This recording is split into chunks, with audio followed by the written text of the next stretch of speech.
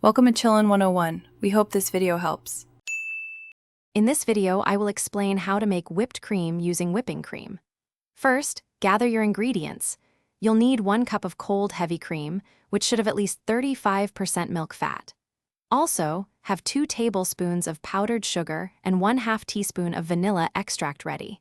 Chilling your mixing bowl and whisk for 15 minutes beforehand will help achieve the best results. Once your equipment is chilled, pour the cold, heavy cream into the bowl. Start whipping on a low speed with an electric mixer, then gradually increase to medium-high. You'll notice the cream thickening and forming soft peaks. Continue whipping until it reaches medium-stiff peaks, where it holds its shape but is still smooth. Be careful not to overwhip. The key to perfect whipped cream is knowing when to stop. Once you see the cream holding firm, distinct peaks, it's ready. At this point, gently fold in your powdered sugar and vanilla extract. Taste and adjust the sweetness or add more vanilla if desired.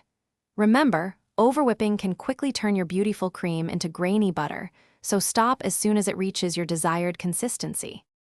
Freshly made whipped cream is best enjoyed immediately, but you can store any leftovers in an airtight container in the refrigerator for up to 2 days.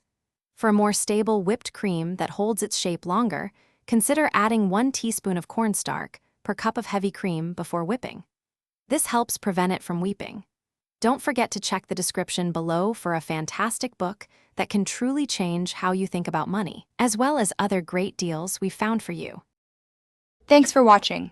Consider subscribing if we helped you.